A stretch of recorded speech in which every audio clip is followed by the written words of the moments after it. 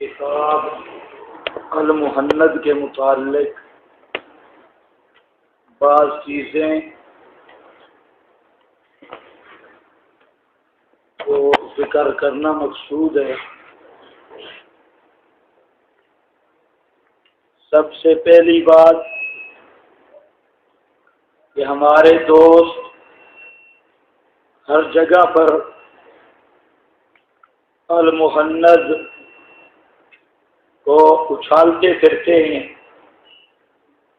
اور تقریباً اپنی ہر کتاب میں اس کو یہ بولتے ہیں کہ یہ علماء دیوبند کی بلکہ اہل سنت کا اجماعی عقیدہ ہے اور اجماعی دستاویز ہے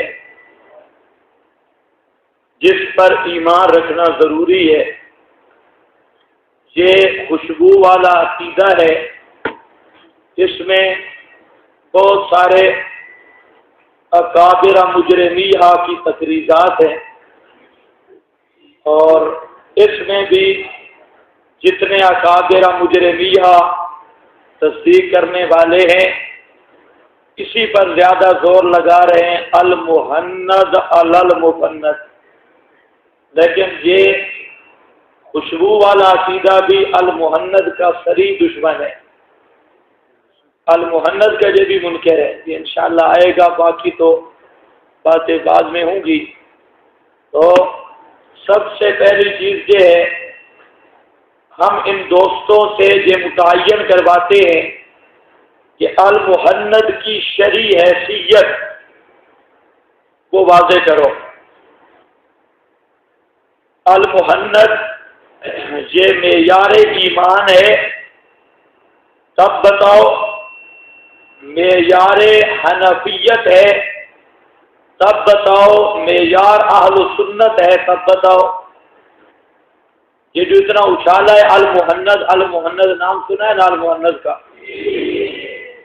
المحند کو اتنے درجات اور فضائل دیے کہ عام لوگ یہ سمجھنے کہ قریب ہو گئے کہ یہ کوئی بعد میں قرآن نازل ہوا ہے، قرآن کے بعد کتاب المحند آئی ہے۔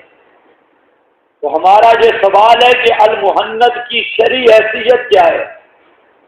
تمہارے نزدیک یہ معیار ایمان ہے، معیار اہل سنت ہے، یا معیار دیوبندیت ہے، یا معیار حنفیت ہے؟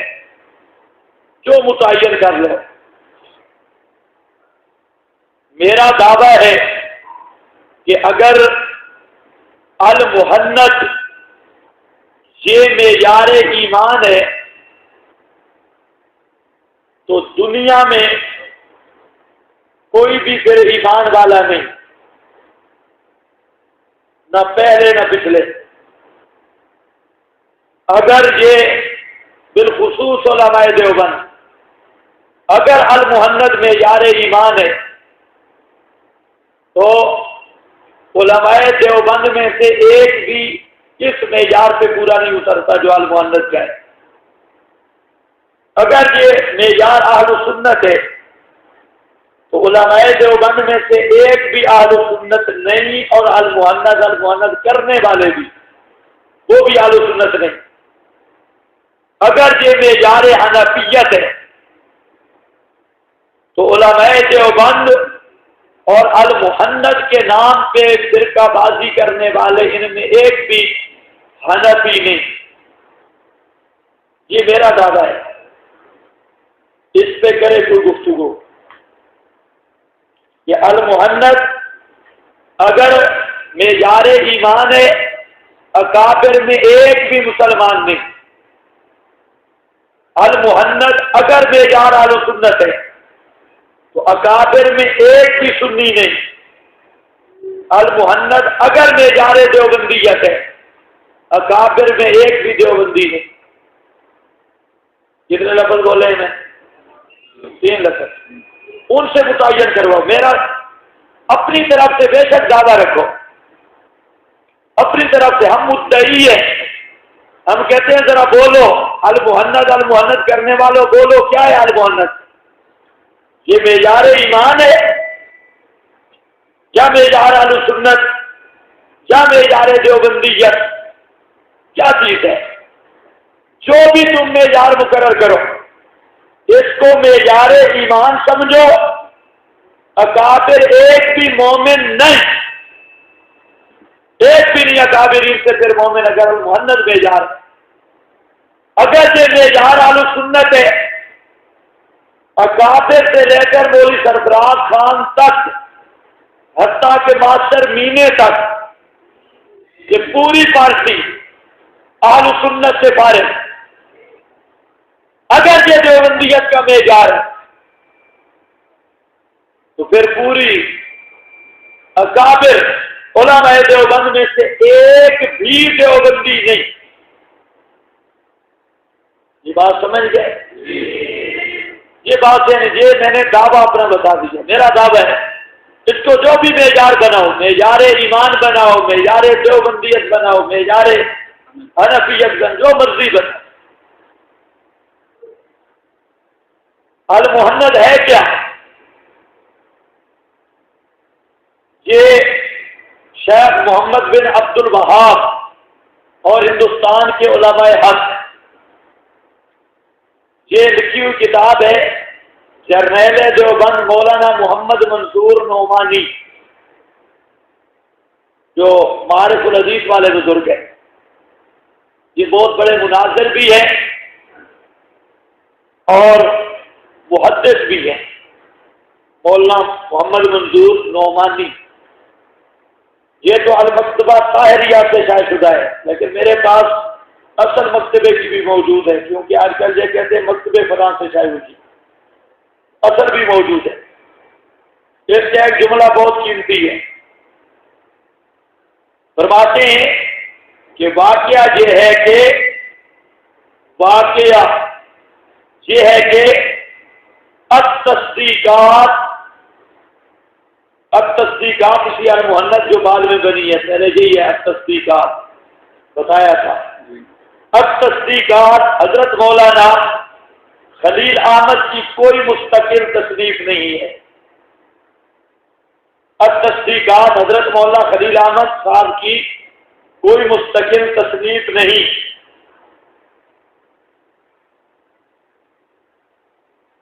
اس کا قصہ یہ ہے کہ اب سے 70-72 برس پہلے 1325 ہجری میں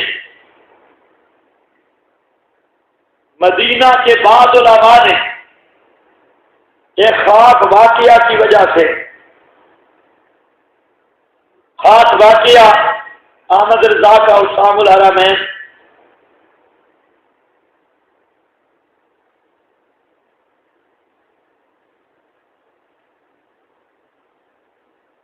یہ بس ہمارا مقصد آگے لمبی عبارت نہیں، یہ دیکھ لینا، یہ صفحہ نمبر 44 ہے۔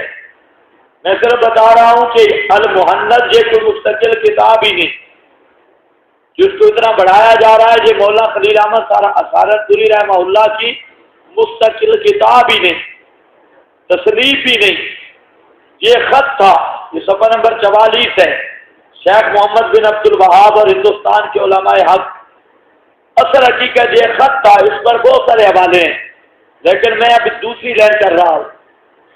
المحنت میں ہے کیا؟ معیار ایمان، معیار اہل سنت، معیار حنفیت، یا عقائد علماء دیوبند، اس کا اصل نام التصدیقات لدفع التلبیسات ہے۔ التصدیقات لدفع التلبیسات اصل نام یہ ہے۔ اس کے بعد یہ آپ دیکھو، یہ اوپر کیا لکھا ہے؟ عقائد علماء اہل سنت دیوبند۔ اب یہ کسی فراڈی نے فراڈ کیا ہے، کسی دجال کا دجل ہے، فراڈی کا فراڈ ہے کہ رسالے کا نام رسالہ بھی نہیں، تصنیف بھی نہیں مولانا خلیل احمد صاحب کی مستقل، لیکن اس نے اوپر لکھا عقائد اہل سنت و دیوبند، اہل سنت دیوبند، یہ عقائد کی کتاب بنا ڈالی۔ حالانکہ یہ خط ہے اسام الحرمین کے متعلق کے خط کا جواب ہے، اور وہ بھی بعض حضرات نے خط لکھا، اس خط کا جواب میں پہلے بتا چکا ہوں یہ 1325 میں خط کا جواب لکھا اور حضرت رحمت اللہ علیہ فوت ہو گئے۔ یہ تقریباً 1352 کے قریب جا کر یہ بعد میں کئی خط شائع ہوا، وہ بھی ہندوستان میں۔ پھر کسی سکھ آدمی کے پاس یہ خط ہی نہیں ملا۔ جہلم کے مولوی عبد اللطیف جو بڑا کذاب آدمی ہے، مولوی عبد اللطیف اس اور قاضی مظہر اور مولوی عبد اللطیف دونوں کذابین، ان کے وساطت سے یہ ہم تک پہنچی، اور پھر انہوں نے ترجمہ کیا اور ترجمے میں کیسا رنگ لگایا، یہ عقائد علماء اہل سنت دیوبند۔ اب یہاں پر تو انہوں نے یہ لکھا، لیکن اکثر جو شائع کرتے ہیں المحند المفند شامی عقائد علماء دیوبند اس طرح لکھتے ہیں، لیکن انہوں نے کچھ اور لکھ دیا۔ تو میرا مطلب یہ ہے کہ سب سے پہلے تو المحند وہ جو خط تھا، وہ خط ہے کہاں؟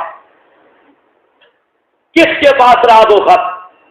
اس کی کوئی معتبر نقل کہیں سے مل جائے کہ اس میں کون سے سوال تھے اور ہمارے علماء نے کیا جواب دیے، وہ خط کہاں ہے؟ لیکن یاد رکھو وہ خط نہیں ملتا۔ اسی المحند پر بھی یہ 1325 میں لکھی گئی، اور اس پر جو تقریریں ہیں ان کی تاریخ 1302 اور 1304 وہ اسی پر موجود ہے۔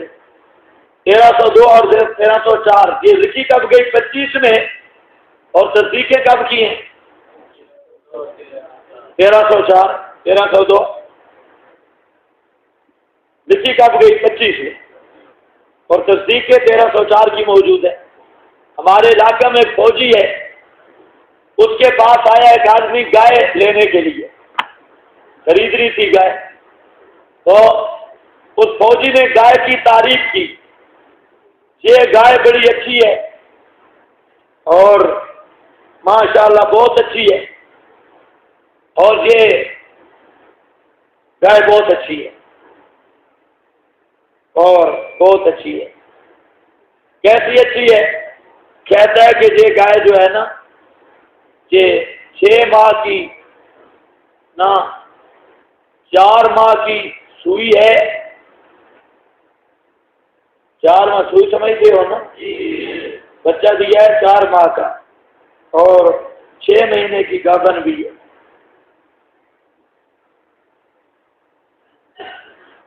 6 مہینے کی گابن بھی، 4 مہینے کی سوئی ہے، 6 مہینے کی گابن بھی ہے۔ المحند لکھی گئی 25 میں، اور گبن ہو گئی ہے یہ 2-4 میں، یہ گبن بھی ہو گئی ہے۔ بہت اچھا،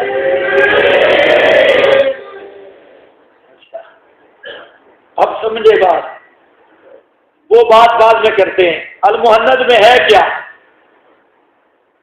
یہ قاضی مظہر صاحب نے جو کچھ لکھا ہے وہ میں بتا رہا ہوں، قاضی مظہر والی المحند، یہ ساری اسی نے شائع کی۔ اس میں 26 سوال ہیں، 26 سوال۔ سوال نمبر 1 و 2 یہ ہے شد رحال کے متعلق۔ 1 و 2 سوال کا تعلق کس کے ساتھ ہے؟ شد رحال۔ جو مولوی ہو وہ تو بولو شد رحال۔ شد رحال کا مطلب ہے 3 مساجد کے علاوہ کسی مقام کو متبرک سمجھ کے اس کی طرف سامان سفر باندھنا، یہ ایک مستقل مسئلہ ہے۔ پہلا سوال ہے شد رحال، اور دوسرا بھی۔ سوال نمبر 3 اور 4 یہ سوال ہے توسل بالنبی والاولیاء والصالحین۔ سوال نمبر 5 یہ حیات النبی کے متعلق۔ سوال نمبر 6 قبر اطہر پر دعا کرنے کا طریقہ۔ سوال نمبر 7 رسول اللہ صلی اللہ علیہ وسلم پر بکثرت درود بھیجنا۔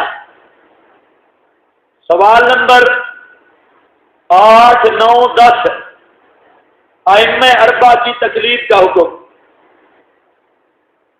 ائمہ اربعہ کی تقلید کا حکم۔ سوال نمبر 11 سوال نمبر 11، صوفیاء کے اشغال، ان کے ہاتھ پہ بیعت کرنا، ان سے فیوز حاصل کرنا۔ سوال نمبر 12، خاص وہابیوں کے بارے میں حکم، خاص وہابیوں کے بارے میں حکم۔ سوال نمبر 13 اور 14، استواء علی العرش کا مسئلہ، استواء علی العرش کا مطلب۔ سوال نمبر 15، رسول اللہ صلی اللہ علیہ وسلم کا سب سے افضل ہونا۔ سوال نمبر 16، رسول اللہ صلی اللہ علیہ وسلم کا خاتم النبیین ہونا۔ سوال نمبر 17، رسول اللہ صلی اللہ علیہ وسلم کو اپنا بڑا بھائی سمجھنا، نعوذ باللہ۔ سوال نمبر 18، رسول اللہ صلی اللہ علیہ وسلم کو مخلوقات میں سب سے زیادہ علم عطا ہونا۔ سوال نمبر 19، شیطان ملعون کے علم سے متعلق براہین قاطعہ کی ایک عبارت پر شبہوں کا جواب۔ سوال نمبر 20، حفظ الایمان کی ایک عبارت پر شبہوں کا جواب۔ سوال نمبر 21، حضرت کی ولادت شریفہ کے ذکر کا محبوب و مستحب ہونا۔ یہ المحنت کا خلاصہ بھی ذہن میں آئے، قرآن کا بھی اور المحنت کا، دونوں کا۔ اچھا آگے سوال نمبر 22، حضرت گنگوئی کی ایک عبارت پر شبہوں کا جواب، امکان کذب کا مسئلہ۔ سوال نمبر 23، حضرت گنگوئی پر ایک بہتان کا جواب۔ سوال نمبر 24، حق تعالیٰ کے کلام میں کذب کا وہم کرنے والا بھی کافر ہے، کذب کا وہم کرنے والا بھی کافر ہے۔ سوال نمبر 25، امکان کذب کا مطلب۔ سوال نمبر 26، قادیانیوں کے بارے میں اہل سنت کا عقیدہ، قادیانیوں کے بارے میں اہل سنت کا عقیدہ۔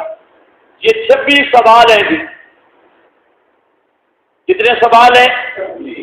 26 سوال۔ ان 26 سوال میں جہاں تک تعلق ہے یہ پہلے سوال کا، کیا شد رحال کا مسئلہ علماء اہل سنت کا ابتدا سے اختلافی اب تک آ رہا ہے۔ پہلا مسئلہ امام ابن تیمیہ رحمہ اللہ، امام ابن قیم اور تمام عرب کے علماء، تمام حرم کے علماء یہ شد رحال کو ناجائز سمجھتے ہیں۔ شد رحال کا مطلب ہے کسی قبر پر یا کسی مقام پر سامان سفر باندھنا، سپیشل سفر کر کے جانا، اسے متبرک سمجھ کے برکت حاصل کرنے کی غرض سے، چاہے وہ اولیاء اللہ کی قبور کا سفر ہو، چاہے طور کا سفر ہو، چاہے کوئی اور پہاڑ کو مقدس سمجھ کے جاتا ہے، یہ جائز ہے یا نہیں، یہ تمام کتب شروحات میں یہ مسئلہ لکھا ہے کہ جو کہتے ہیں جائز ہے وہ بھی پکے اہل سنت ہے، جو کہتے ہیں جائز نہیں وہ بھی پکے اہل سنت ہے۔ یہ اہل سنت کا ایک اختلاف چلا آیا۔ المحنت کا پہلا مسئلہ یہی ہے، جہاں پر جائز ثابت کیا گیا ایک۔ اس کے بعد سوال نمبر 6 درمیان میں چھوڑ رہا ہوں، وہ سمجھاتا ہوں۔ سوال نمبر 6 میں قبر اطہر پر دعا کرنے کا طریقہ، یہ بھی اہل سنت کا ایک اپنا مسئلہ ہے کہ قبر پر جب جائیں گے تو آپ کی قبر دعا تو اللہ سے مانگنی ہے، لیکن کریں گے کیا؟ رخ آپ کی قبر انور کی طرف ہوگا یا کعبۃ اللہ کی طرف ہوگا؟ تو ہمارے امام ابو حنیفہ رحمہ اللہ، امام شافعی، امام احمد، بلکہ دو چیزیں، ایک ہے سلام، سلام کے وقت چہرہ آپ کی قبر کی طرف ہوگا، اور دعا کے وقت سارے ائمہ متفق ہیں کہ کعبۃ اللہ کی طرف منہ ہوگا، کعبہ کی طرف کریں گے۔ لیکن سلام کے متعلق امام ابو حنیفہ رحمہ اللہ وہ فرماتے ہیں جب سلام بھی کریں گے تو آپ کی قبر کی طرف رخ انور نہیں کریں گے، سلام کے وقت بھی آپ کی قبر کی طرف چہرہ نہیں کریں گے۔ باقی ائمہ فرماتے ہیں سلام کی طرف، چہرہ قبر مبارک کی طرف، اور جب دعا کرنے لگیں گے تو قبر کی طرف پیٹھ اور چہرہ کعبۃ اللہ کی طرف۔ یہ ایک مسئلہ ہے، یہ بھی اہل سنت والجماعت کا خاصا اختلافی مسئلہ اور بالکل فروعی مسئلہ، اس پر بھی کوئی ایمان کفر کا دار و مدار نہیں، دین اسلام کا دار و مدار نہیں، دونوں طرح اہل سنت کے اکابرین ہیں۔ یہ سمجھ رہے ہو میری بات؟ کیا سمجھ رہے ہو؟ دعا کرنے کا طریقہ کیا ہے؟ سوال نمبر 7، رسول اللہ صلی اللہ علیہ وسلم پر کثرت سے درود بھیجنا۔ احمد رضا نے کہا یہ درود کے منکر ہیں، ہمارے علماء نے کہا ہم کثرت سے درود بھیجتے ہیں، یہ بھی کوئی مسئلہ نہ ہوگا۔ یہ سوال نمبر 7 میں انہوں نے سوال نمبر 8، 9، 10 3 سوال کیے کہ اماموں کی تقلید کرنا جائز ہے یا نہیں، ائمہ اربعہ کی تقلید جائز ہے یا نہیں؟ انہوں نے جواب دیا جی جائز ہے، تقلید کرنا جائز ہے، لیکن یاد رکھ لو یہ شد رحال کا مسئلہ عقیدے کا نہیں۔ کیا کہہ رہا ہوں؟ شد رحال کا مسئلہ عقیدے کا۔ آپ نے پڑھا ہے مولانا سرفراز صاحب کی عبارت کہ عقیدہ کوئی بھی ایسا نہیں جس کی تعبیر یا انکار کفر نہ ہو، جس کی تعبیر یا انکار کفر نہ ہو۔ مولانا سرفراز صاحب کی رائے ہدایت کی عبارت آ چکی ہے، تو یاد رکھو یہ عقیدے کا مسئلہ نہیں، یہ رسول پاک پر بکثرت درود شریف بھیجنا اس کا تعلق بھی عقائد کے ساتھ نہیں۔ یہ کون سا عقیدے کا مسئلہ ہے؟ آگے ائمہ اربعہ کی تقلید کا حکم، یہ بھی عقیدے کا کوئی مسئلہ نہیں۔ ائمہ اربعہ کی تقلید کا حکم یہ عقیدے کا مسئلہ ہے۔ کیا آپ کے علماء دیوبند جو تقلید نہیں کرتے ان کو کافر کہتے ہیں؟ میرے علم میں تو نہیں، سارے کہتے ہیں مسلمان ہیں، علماء دیوبند کی بات کر رہا ہوں، یہ بھی علماء دیوبند کے نزدیک عقیدے کا مسئلہ نہ ہوا۔ سوال نمبر 11، صوفیاء کے اشغال ان کے ہاتھ پر بیعت کرنا، صوفیاء پر ہاتھ پر بیعت کرنا، ان کے اشغال ذکر ہے اور لطائف ہیں، دل جاری کرنا ہے، جہاں اللہ اللہ کی ضربیں ہیں، جہاں پر انت مقصودی کی ضربیں ہیں اور اللہ اللہ کا دھیان ہے، یہ جو چیزیں ہیں صوفیاء کرام سے بیعت کرنا، تو یہ عقیدے کا مسئلہ ہے، یہ بھی کوئی عقیدے کا مسئلہ نہیں ہے۔ آگے خاص وہابیوں کے بارے میں حکم، وہابی کیسے لوگ ہیں؟ یہ عقیدے کا مسئلہ ہے، وہابی لوگ کون ہیں؟ یہ آگے سوال نمبر 13 اور 14، استواء علی العرش کا مطلب، استواء علی العرش کا معنی میں نے آپ کو بتا دیا۔ متاخرین متقدمین کا آپس میں اختلاف، متقدمین وہ تفویض کے قائل ہیں، متاخرین تعویل کے قائل ہیں، دونوں گروہ اہل سنت سے ہیں۔ یہ الگ مسئلہ ہے کہ مولوی سلیم اللہ خان نے تعویل والوں کو گدھا تک کہہ دیا اور تمام اکابر کو گدھا کہہ کر یہ خود امام المحدثین بن گیا کشف الباری میں۔ لیکن بہرحال یہ ہے کہ یہ بھی علماء کا ایک اختلافی مسئلہ ہے، متاخرین اور متقدمین کا، اس کا تعلق بھی کوئی ضروری عقائد کے ساتھ نہیں ہے۔ آگے ذرا چلو، رسول اللہ کا سب سے افضل ہونا، یہ ہر کلمہ پڑھنے والا مانتا ہے کہ رسول پاک سب سے افضل ہے کسی کو شک؟ آگے رسول اللہ کا خاتم النبیین ہونا عقیدے کا مسئلہ ہے، سارے متفق ہیں کہ رسول مکرم صلی اللہ علیہ وسلم آخری نبی ہے۔ یہ آگے مسئلہ رسول اللہ صلی اللہ علیہ وسلم کو اپنا بڑا بھائی سمجھنا، یہ تقویت الایمان کی عبارت پر اعتراض کا جواب ہے کہ دیوبندی نبی کو اپنے بھائی جتنا سمجھتے ہیں، کوئی شاطی سمجھتے ہیں اپنے بھائی جتنا؟ کوئی بھی نہیں سمجھتا، اسی چیز کا جواب ہے۔ اسی طرح رسول اللہ صلی اللہ علیہ وسلم کو مخلوقات میں سب سے زیادہ علم عطا ہوا، وہ کہتے ہیں یہ نبی کا علم سبھی مجنون جتنا مانتے ہیں، اور یہ المہند والا کہتے ہیں سب سے زیادہ علم عطا ہوگا۔ بہرحال ان مسائل میں کوئی مسئلہ نہیں ہے، نہ یہ اکثر عقائد کے مسئلے ہیں۔ جس ظالم نے، شیطان نے اس کا نام رکھا ہے عقائد اہل سنت دیوبند، اس دجال نے دجل کیا ہے اور المہند کی حیثیت بدلی ہے صرف دھوکہ دینے کے لیے، اور وہ دھوکہ بھی میں آپ کو بتاتا ہوں صرف مسئلہ 2-3 مسئلوں میں۔ ایک مسئلہ حیات النبی کا اور دوسرا مسئلہ توسل کا۔ ان 2 مسائل کی وجہ سے ساری تعریفات کی گئی، اور مزے کی بات یہ ہے مسئلہ حیات النبی کو جو المہند میں ہے نہ ماسٹر امین کی پارٹی مانتی ہے نہ اکابرین دیوبند مانتے ہیں جو مسئلہ المہند میں حیات النبی کے بارے میں لکھا ہے۔ اس لیے میں کہہ رہا تھا وہ تمہید تھی، میں عرض یہ کر رہا تھا ان کو کہو کرو متعین، یہ المہند اگر ہے معیار ایمان، علماء دیوبند میں سے ایک بھی ایمان والا نہیں، بلکہ پہلے بھی 14 صدیوں میں پھر مومن کوئی نہیں گزرا۔ اور اگر المہند معیار اہل سنت ہے، 14 صدیوں میں کوئی اہل سنت نہیں گزرا۔ معیار حنفیت ہے، 14 صدیوں میں کوئی حنفی نہیں گزرا۔ اب اسی پر میں آتا ہوں جو نزاعی مسائل ہے حیات النبی، یہ سوال نمبر 5 صفحہ نمبر 35۔ چاہیے تجھے کہ پوری المہند حل کرنی چاہیے، لیکن اس کے لیے بہت وقت چاہیے۔ اچھا، حیات النبی کا سوال،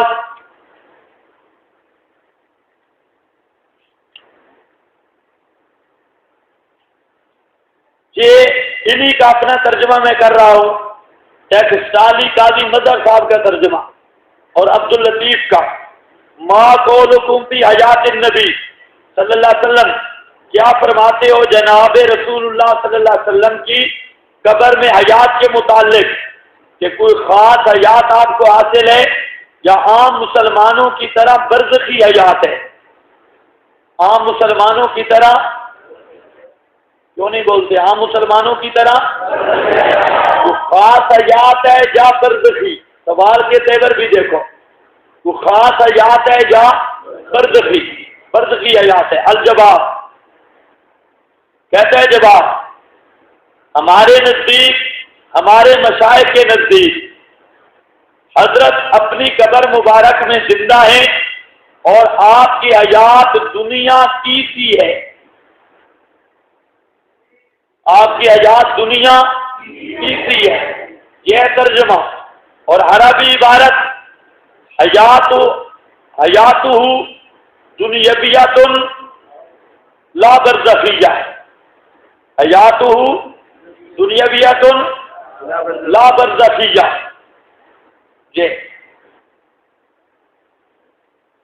یہ صاف لفظ آ رہے ہیں کہ آپ کی حیات دنیاوی ہے، من غیر تکلیف وہی مختصۃ بہ صلی اللہ علیہ وسلم بجمیع الانبیاء صلوات اللہ علیہ والشہداء لا برزخیۃ، یہ برزخیہ نہیں۔ اب یہ بات ذہن میں رکھنے کی ہے، پہلا چیز جو ہمارا عنوان ہے کہ حیات النبی اور حیات الانبیاء یہ دنیاوی ہے، برزخی نہیں۔ کیا سمجھ رہے ہو؟ تو بولو حیات دنیاوی ہے، برزخی دنیاوی کو ثابت کیا، برزخی کی کیا کی؟ نفی۔ برزخی نہیں، دنیاوی ہے، برزخی نہیں۔ اس کا معنی کیا کیا؟ اب یہ پتہ نہیں کس عربی کا معنی ہوگا، یا تو دنیاویۃ لا برزخیۃ، اس کا معنی کرتے ہیں دنیا کی سی، دنیا کی سی، دنیا کی سی۔ اب جو کذاب آدمی قاضی مظہر اور عبداللطیف دہلوی، یہ دونوں کذاب اس معنی میں اتنی ڈنڈی مار رہے ہیں، ان پر اعتماد کیا جا سکتا ہے کہ انہوں نے اصلی کا طے کیا ہے؟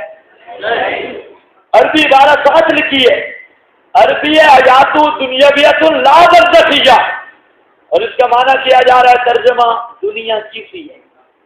یہ کی سی کس لفظ کا ترجمہ ہے؟ کوئی نہیں سمجھے؟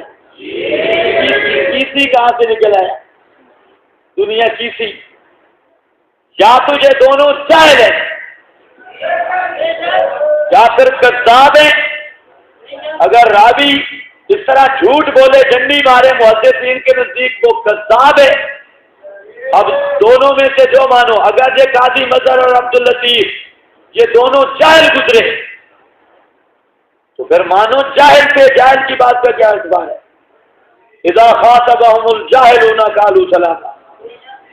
چھوڑو پھر دفع کرو. اور اگر یہ قاضی مظہر اور عبداللطیف یہ مولوی تھے، پھر ہمارا دادا یہ کذاب تھے، جھوٹے تھے، اور یہ المحنت کے راوی ہیں. ان کے اور بھی قاضی مظہر کہتا ہے حضرت عزیر کا گدھا زندہ ہو سکتا ہے، نبی قبر میں زندہ نہیں ہو سکتا. یہ قاضی مظہر. اور کوئی قاضی مظہر کہتا ہے کہ اللہ نے جو فرمایا یہ رضی اللہ عنہم حضرت معاویہ کتاب سے خارج ہے. قاضی مظہر کہتا ہے رضی اللہ عنہ والے کتاب سے حضرت معاویہ خارج ہے. کیوں؟ کہتا ہے اس لیے کہ اس رضی اللہ کے لیے والذی نتبعہم بإحسان حضرت معاویہ پر لازم تھا کہ وہ علی کی تابعداری کرتا. حضرت معاویہ جب علی کے مقابلہ میں آیا تو تابعداری نہیں پائی گئی، والذی نتبعہم نہیں پایا گیا، لہذا حضرت معاویہ رضی اللہ والے اس اعزاز سے خارج ہے. اب ہے کذاب کے نہیں. اور پھر اسی نے لکھا کہ حضرت معاویہ رضی اللہ تعالیٰ عنہ اس نے نص قرآنی کی مخالفت کی. حضرت معاویہ نے قرآن پاک کی نص کی مخالفت کی. بڑا تو آیا ہے قرآن سمجھنے والا. حضرت معاویہ نے نص قرآن کی مخالفت کی. جہاں تک خارجی فتنہ میں اور اسی طرح اس کے اور بھی بڑے مغلظات ہیں قاضی مظہر کے، تو ایسے راوی پہ ہمیں اعتماد نہیں. مسئلہ صاف ہے. اتنا فراڈی آدمی المحنت کا راوی ہے. مصنف تو فوت ہو گئے اور 20-25 سال تک وہ خط کہاں رہا اللہ جانے. وہ خط پھر آیا ان بزرگوں کے واسطے سے، اور انہوں نے کیا ڈنڈی ماری، حیاتہ دنیاویت اللہ. اب دو ہاتھ سے خالی نہیں. ہمارا سوال ہے کہ عربی ٹھیک ہے یا اردو ٹھیک ہے. اگر کہیں کہ عربی محرف ہو گئی تو المحنت ساری پھر محرف خدا ہے. پھر خدا کی کتاب کو مانو لا ریب فی. اور اگر یہ عربی ٹھیک ہے تو دنیا کا کوئی اعلی لغت بتائے کہ کسی کس لفظ کا معنی ہے. دنیا کسی خامخواہ ڈنڈی. آپ تو مولوی ہو، آپ کو اگر سمجھ آتا ہے لکھ کے بھیجو. جہاں کہاں تشبیہ کا آ گیا. چلو بہرحال اب اسی کو معیار بناؤ. المحنت کیا کہتی ہے؟ آیات برزخی یا آیات دنیاوی؟ دنیاوی برزخی یا صرف دنیاوی؟ اچھا اب اکابرین کی میں عبارتیں دکھاتا ہوں. اب آلو یہ ذہن میں رکھو، المحنت کو بنا لو. یہ ایک عنوان ذہن میں، اصل سارا وقت کی کمی کی وجہ سے کام ادھر ادھر ہوگا، یہ یہاں رکھ لو. دوسرا عنوان اسی حیات النبی پر. آگے لکھتا ہے کہ تمام اور شہداء کے ساتھ برزخی نہیں ہے جو حاصل ہے تمام مسلمانوں بلکہ سب آدمیوں کو. برزخی نہیں ہے جو حاصل ہے تمام مسلمانوں بلکہ سب آدمیوں کو. المحنت کہتی ہے کہ انبیاء کے علاوہ باقی سب کو برزخی حیات ہے، اور انبیاء کی برزخی نہیں بلکہ کیا ہے؟ دنیاوی. ایک آگے فرماتے ہیں کہ چنانچہ علامہ سجوتی نے رسالہ انباء الاذکیاء بحیات الانبیاء، اس میں اس کی تشریح کی. یہ رسالہ ہے حیات الانبیاء، اس میں کہتے ہیں تحقیق کی ہے. اور آگے فرماتے ہیں علامہ تقی الدین سبکی نے بھی انبیاء شہداء کی قبر میں حیات ایسی ہے جیسے دنیا میں تھی، ایسی ہے جیسے دنیا میں تھی. آگے کہتا ہے کہ حضرت محمد کی حیات دنیا بھی ہے، حضرت محمد صلی اللہ علیہ وسلم کی حیات دنیا بھی ہے. ہمارے شیخ مولانا محمد قاسم صاحب کا اس مبحث میں ایک مستقل رسالہ بھی ہے. نہایت دقیق انوکھے طرز کا، بے مثل، جو تباہ ہو کر لوگوں میں شائع ہو چکا ہے، اس کا نام آب حیات ہے۔ المحند میں 3 باتیں آ رہی ہیں۔ انبیاء کی حیات دنیاویہ برزخی نہیں، شہداء مومنین کی حیات برزخیہ دنیاویہ نہیں، سمجھو۔ اور ہے کیسے جیسے علامہ سیوطی نے لکھی، اور ہے کیسے جیسے مولانا نے آب حیات میں لکھی۔ کتنی چیزیں بن گئی عنوان؟ کتنے عنوان بنے؟ پہلا عنوان دنیاوی برزخی نہیں، دوسرا عنوان عام کی برزخی دنیاوی نہیں، تیسرا عنوان علامہ سیوطی نے جو کوئی لکھا وہ، اور چوتھا عنوان جو آب حیات میں لکھا ہے وہ۔ یہ 4 عنوان بن گئے۔ اب ان 4 عنوانوں کے تحت ہمارا دعویٰ ہے دنیا میں جو معیار بنا لو المحنت کو، ایک بھی المحنت پہ پورا اس نہیں اترتا، کسی ایک کا بھی المحنت پہ ایمان نہیں ہے۔ بہت ساری باتیں میں بتا چکا ہوں۔ یہ کتاب امداد الاحکام ہے، یہ اس عنوان پہ عبارت نہیں آئی، ایک اور عنوان پر ضمن میں دکھا چکا ہوں۔ یہ پہلی جلد ہے اور اس میں خیر سے 3 بزرگ ہیں۔ ایک کا نام ہے حضرت مولانا ظفر احمد صاحب عثمانی رحمۃ اللہ علیہ، دوسرے کا نام ہے حکیم الامت حضرت مولانا اشرف علی صاحب تھانوی رحمۃ اللہ علیہ، جن کی نگرانی میں یہ کتاب شائع ہوئی، اور تیسرے مولانا عبد الکریم صاحب رحمہ اللہ، جو مفتی عبدالشکور ترمذی کے والد صاحب ہیں۔ یہ 3 بزرگ ہیں اصحاب ثلاثہ۔ اس کتاب میں المحنت تو ذہن میں آ گئی نا، المحنت میں جو حیات ہے یہ صفحہ 342، صفحہ نمبر 342، اس میں حضرت فرماتے ہیں انبیاء کی حیات بعد الموت حیات برزخیہ ہے۔ انبیاء کی حیات بعد الموت حیات برزخیہ ہے، جو دوسری اموات کی حیات برزخیہ سے اقوا و اشد ہے، اور جو شخص حضور کی یا سب انبیاء کی موت دنیاوی کا انکار کرے وہ گمراہ ہے۔ قال اللہ تعالی انک میت و انہم میتون فسوی بینہم و بینہ الموت، اللہ نے انک میت و انہم میتون میں نبی کی موت اور تمام امتیوں کی موت کو برابر قرار دیا۔ فسوی بینہم و بینہ الموت فعلم ان موت الکل سواء، اس سے پتہ چل گیا سب کی موت برابر ہے۔ اب یہ امداد الاحکام کیا کہے رہی؟ کون سی حیات؟ المحنت کیا کہتی ہے؟ کون سی؟ برزخی نہیں۔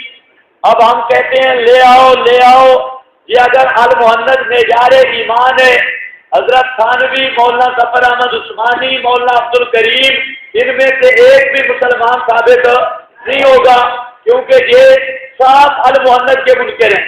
المحنت کہتی ہے دنیاوی برزخی نہیں، اور یہ کہتے ہیں برزخی دنیاوی نہیں۔ اب اتنا واضح تضاد، خالص برزخی دنیاوی نہیں۔ اب آپ خود اندازہ کر لیں کیا خیال ہے آپ کا؟ اگر المحنت یہ معیار ہے اہل سنت کا، تو حضرت تھانوی پھر اہل سنت سے خارج، مولانا ظفر احمد عثمانی اہل سنت سے خارج، عبدالشکور ترمذی کا ابا جی مولانا عبد الکریم صاحب اہل سنت سے خارج۔ اور اگر یہ معیار دیوبندیت ہے تو المحنت صحیح ہے، تو امداد الاحکام یہ حضرت تھانوی، مولانا ظفر احمد عثمانی، مولانا عبد الکریم صاحب رحمہم اللہ، یہ تینوں بزرگ پھر دیوبندیت سے خارج ہیں۔ جو فتویٰ المحنت کے منکر سے لگے گا وہ فتویٰ حضرت تھانوی پہ بھی لگے گا، ظفر احمد عثمانی پہ بھی لگے گا، مولانا عبد الکریم پہ بھی لگے گا۔ یہ سمجھ گئے ہو؟ اچھا، یہ بات ختم۔ آگے ذرا چلو، آگے دیکھیے ہوتا ہے کیا۔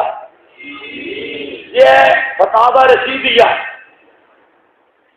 اور المحنت خط لکھا ہوا ہے مولانا خلیل احمد سہارنپوری کا، اور خلیل احمد سہارنپوری کی یہ براہین قاطعہ بھی موجود ہے جو مستقل کتاب ہے یہ۔ اور یہ جو مولانا رشید احمد صاحب گنگوئی رحمۃ اللہ علیہ، یہ صاحب المہند کے مرشد بھی ہیں اور استاد بھی ہیں۔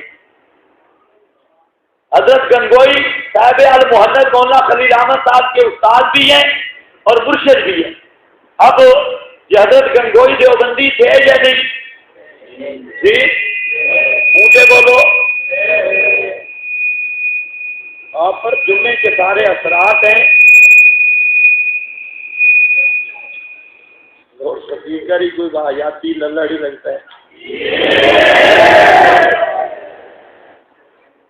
بات سمجھو، تمام علماء دیوبند کے استاد اکبر ہیں شاہ اسحاق دہلوی رحمت اللہ تعالی علیہ۔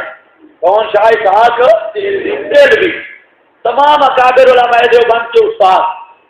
ایک مسئلہ چل پڑا عبدالحق محدث دہلوی کا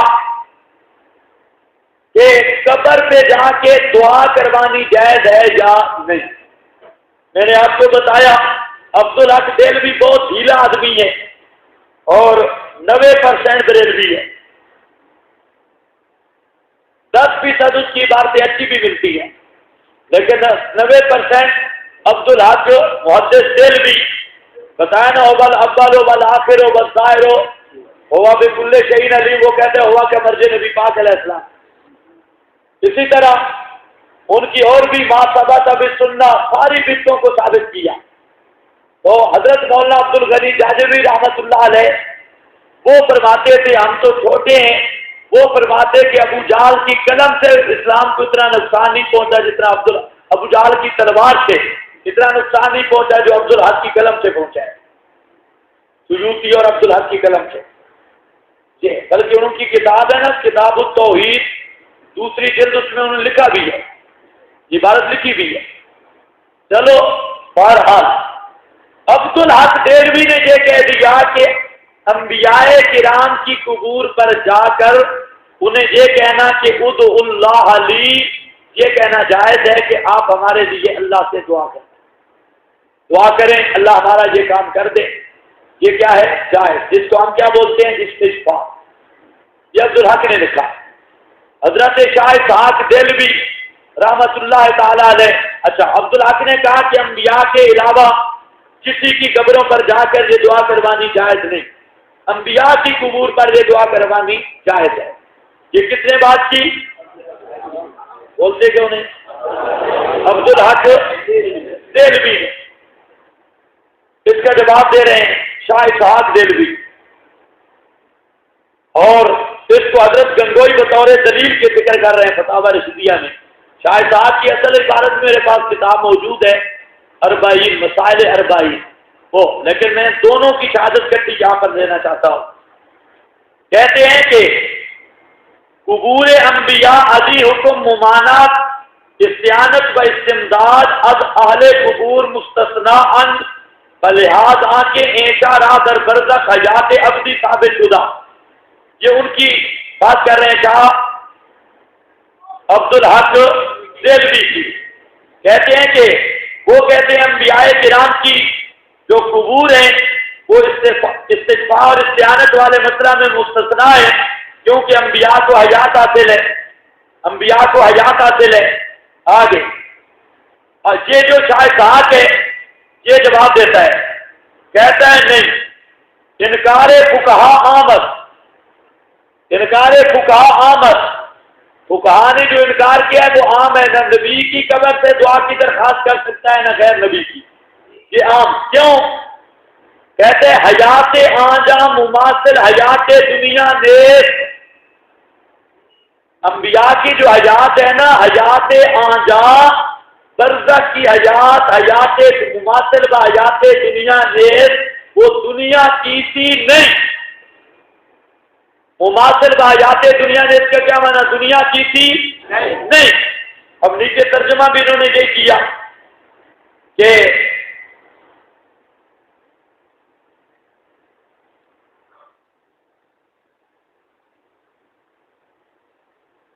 واقعہ یہ ہے کہ اس جگہ کی زندگی دنیاوی زندگی کے مماثل نہیں ہے، بلکہ دنیا کی زندگی کے احکام اور ہیں، اس جگہ کی زندگی کے احکام اور ہیں، اس لیے یہ استثناء درست نہیں۔ یہ حضرت نے خود ترجمہ کیا۔ تو اب ذرا بات سنو، المحنت کیا کہتی تھی؟ حیات دنیاویۃ لا برزخیہ، اور شاہ صاحب کیا کہتے ہیں؟ حیات آنجا مماثل با حیات دنیا نیست، برزخ کی حیات دنیا کے مماثل نہیں ہے۔ تو اب یہ المحنت کے موافق ہے یا المحنت کے خلاف ہے؟ اس کے ترجمے کے بھی خلاف ہے۔ انہوں نے ترجمہ کیا کیا؟ قاضی مظہر نے دنیا کی تھی، لیکن یہ عبارت کیا ہے؟ مماثل با حیات دنیا نے، برزخ کی حیات جو انبیاء کی ہے وہ دنیا کی سی بھی نہیں، دنیاوی بھی نہیں اور دنیا کی سی بھی نہیں۔ اب یہ دو آدمی ہیں، یہ آدمیوں کی فہرست تیار کرتے ہو۔ اب آگے حضرت گنگوئی، یہ لطائف رشیدیہ صفحہ 70 ہے، صفحہ 70۔ حضرت گنگوئی اور حضرت شاہ صاحب دہلوی یہ دونوں کہتے ہیں کہ انبیاء کی حیات برزخیہ دنیا کی سی نہیں، المحنت کہتی ہے دنیا کی سی ہے، ان کا ترجمہ دنیا کی سی ہے۔ اب اگر المحنت میں معیار ایمان ہے، حضرت گنگوئی اور شاہ صاحب دہلوی مسلمان رہیں گے؟ ان میں دونوں میں سے ایک بزرگ بھی مسلمان نہیں کرے گا۔ اگر المحنت میں معیار اہل سنت ہے، حضرت گنگوئی بھی اہل سنت سے خارج اور شاہ صاحب دہلوی بھی اہل سنت سے خارج۔ اگر یہ معیار دیوبندیت ہے، حضرت گنگوئی بھی دیوبندی نہیں اور شاہ صاحب بھی دیوبندی نہیں، پھر پکا دیوبندی ماسٹر مینا گروپ ہوگا، اور وہ بھی نہیں، وہ بھی المحنت کا منکر ہے، وہ بھی بتاتا ہوں۔ ابھی تو ایک لائن چل رہی ہے کہ المحنت کیا کہتی ہے؟ حیات دنیا بھی ہے، برزخیہ نہیں، اور مترجم کیا کہتے ہیں؟ دنیا کی سی ہے۔ چلو سجل والے ترجمے کو بھی لے لو، پتہ نہیں آپ کو سمجھ آ رہی ہے کہ حیات آنجا مماثل حیات دنیا سے کیسی کا معنی نکال لو گے، دنیا کیسی ہے، صاف عبارت۔ اب آگے چلو، یہ فتاوی دارالعلوم دیوبند، جانتے ہو دیوبند کا نام سنا ہے کہ نہیں سنا؟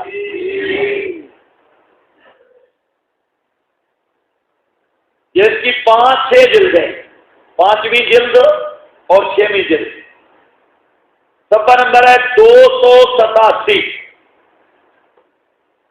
287۔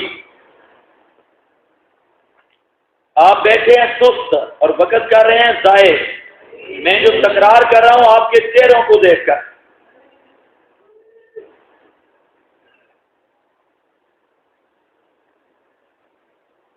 یہ صفحہ نمبر 200 کیا بتایا آپ کو؟ 87۔ جی جی اب ذرا سنو، کان کی کھڑکیاں کھول کے المحنت کی آیت نہ بھولے، حیات دنیاویۃ لا برزخیہ۔ اب یہ مفتی عزیز الرحمان صاحب اور تمام علماء دیوبند کا ترجمان فتاوی ہے، فتاوی دارالعلوم دیوبند، تمام کے اتفاقی، یہ کہتے ہیں سبھی مرنے والے ہیں، انک میت و انہم میتون، جو کہ مسلم ہے۔ پھر اس حیات روحانی میں درجات انبیاء کی حیات کبھی تر ہے، اس کے بعد شہداء کی، پھر جملہ مومنین کی، مومنات کی درجہ بدرجہ، نصوص صرف انبیاء کی حیات میں وارد ہیں۔ کیا لکھ رہا ہے کہ انبیاء کی حیات کون سی ہے؟ روحانی۔ کیا لفظ آ رہا ہے؟ انبیاء کی حیات کون سی ہے؟ روحانی۔ یہ صاف لفظ روحانی کا، روحانی ہے۔ اور ابھی یہ انشاءاللہ آئے گا، دنیاوی اور برزخی کا فرق المحنت نے کیا ہے جسمانی اور روحانی کے ساتھ۔ برزخی حیات روحانی ہوتی ہے اور دنیاوی کیا ہوتی ہے کہ روح جسم میں ہو، جسمانی یہ میں انشاءاللہ حوالہ لکھواتا ہوں۔ لیکن جہاں پر یہ دیوبند کا فتاوی یہ صاف کہتا ہے کہ حیات کون سی ہے؟ روحانی یا حیات کون سی ہے؟ روحانی۔ 287 پر، اور اسی طرح 240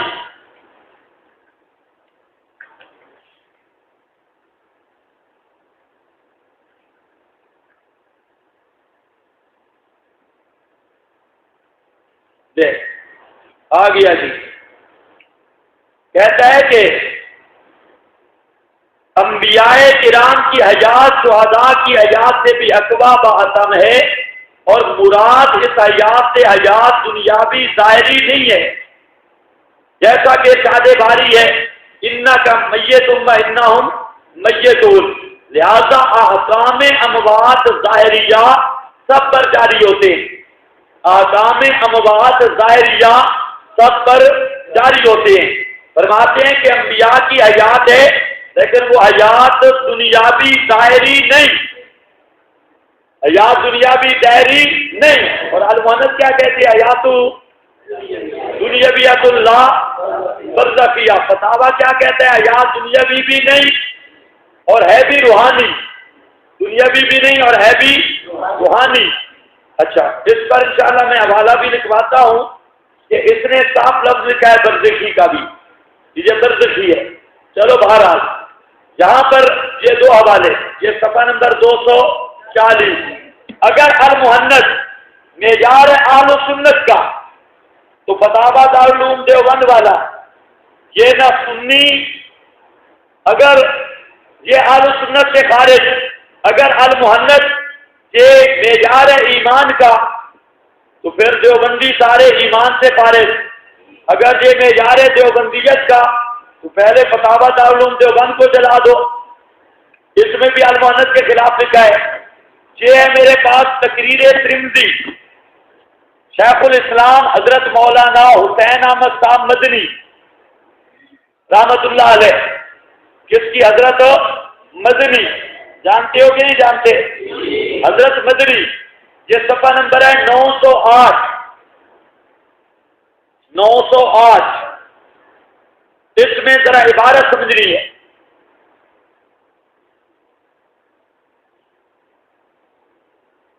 وہ اوپر بات چلائی،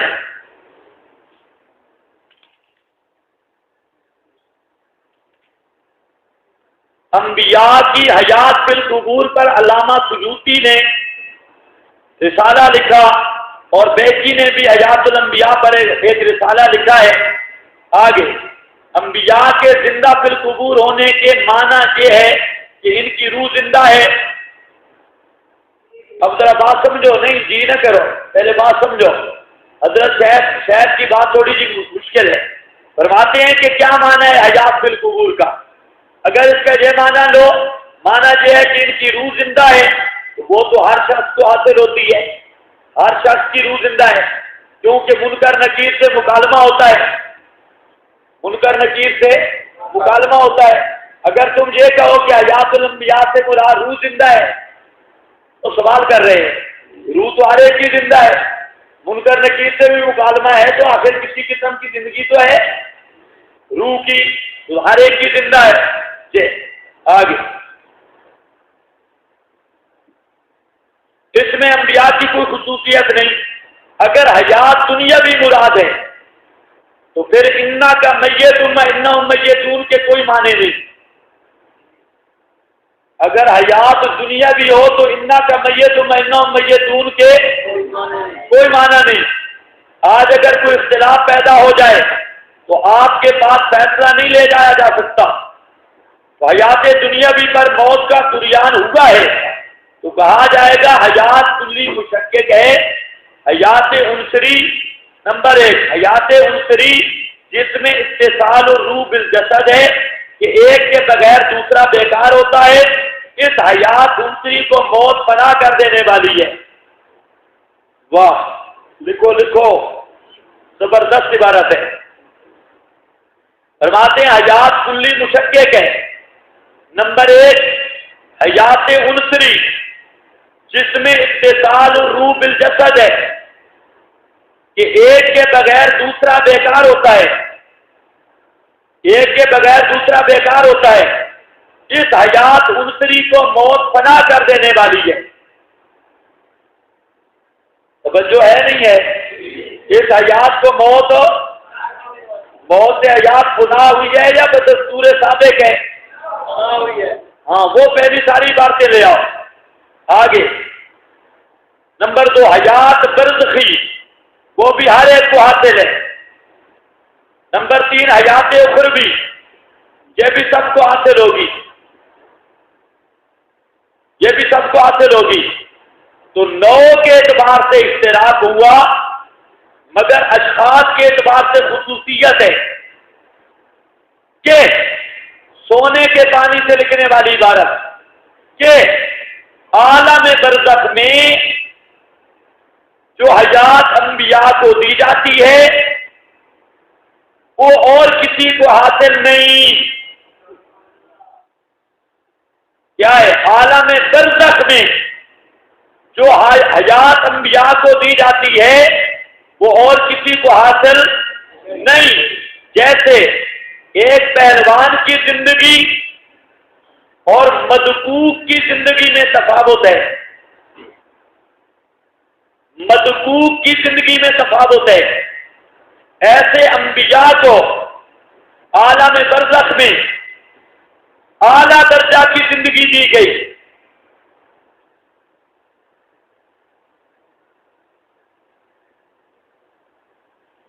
اعلیٰ درجہ کی زندگی دی گئی۔ یہ صفحہ نمبر 908۔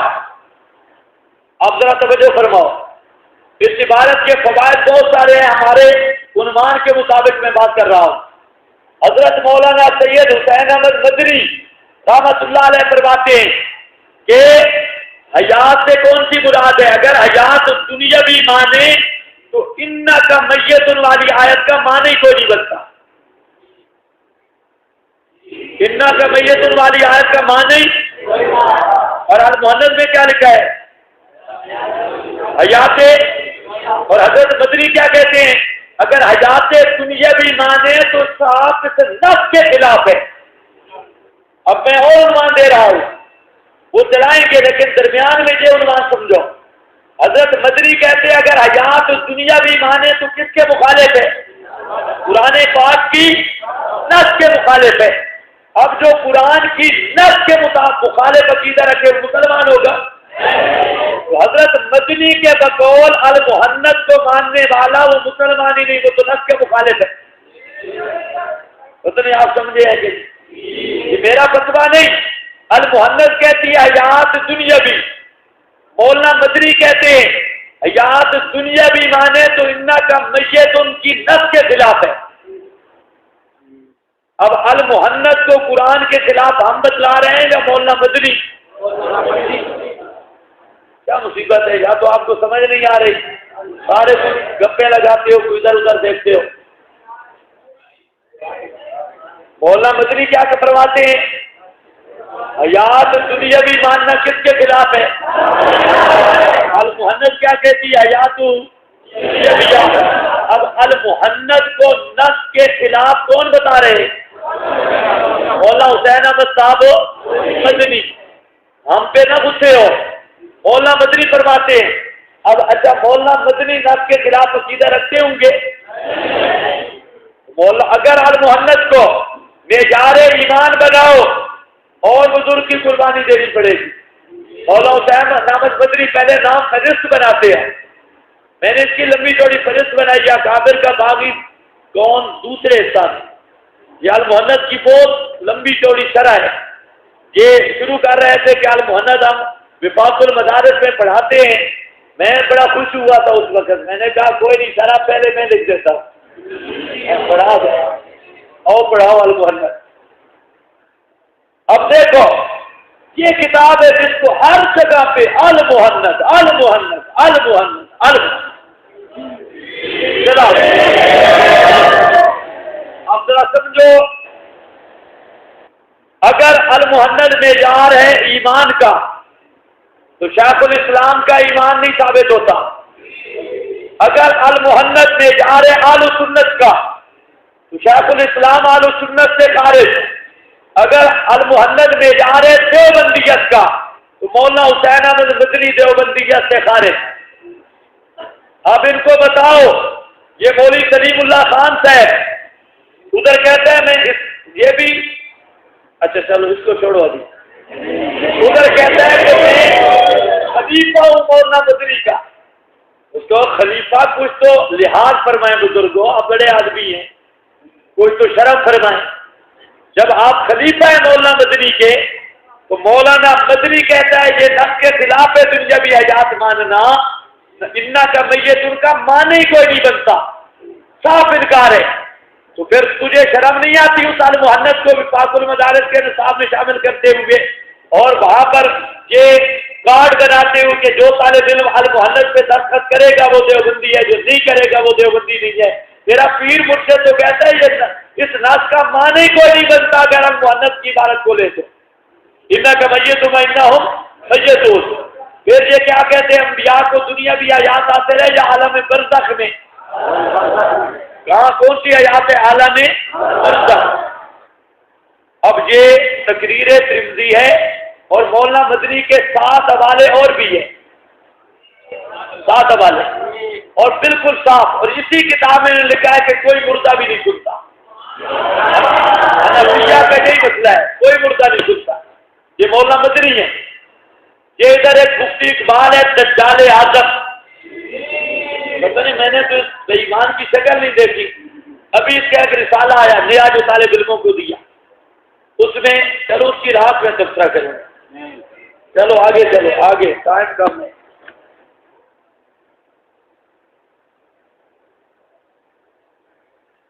کتابیں لیا نہیں تھی اور کتابیں لیا۔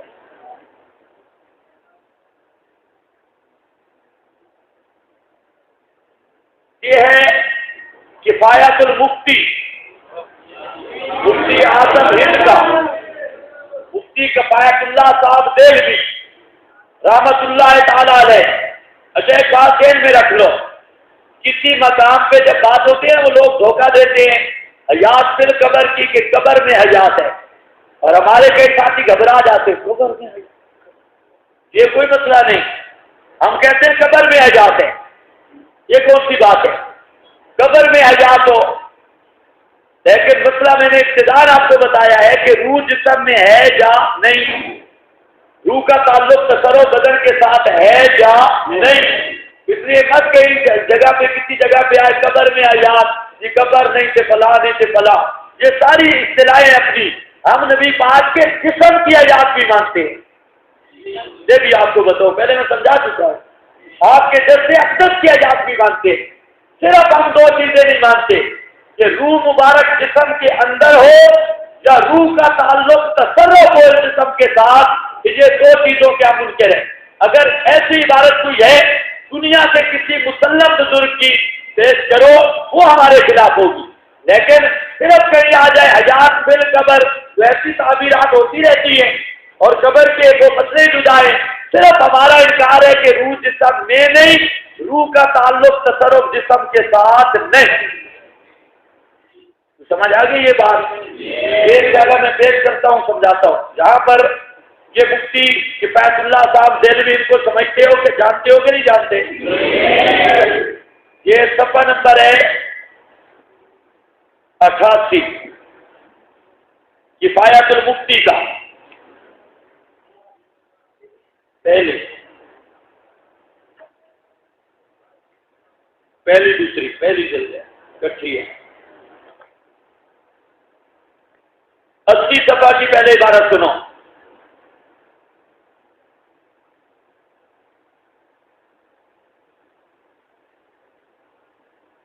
انبیاء کرام علیہ السلام اپنی قبور میں زندہ ہیں، مگر ان کی زندگی دنیاوی زندگی نہیں، مگر ان کی زندگی دنیاوی زندگی نہیں بلکہ برزخی اور تمام دوسرے لوگوں کی زندگی سے ممتاز ہے۔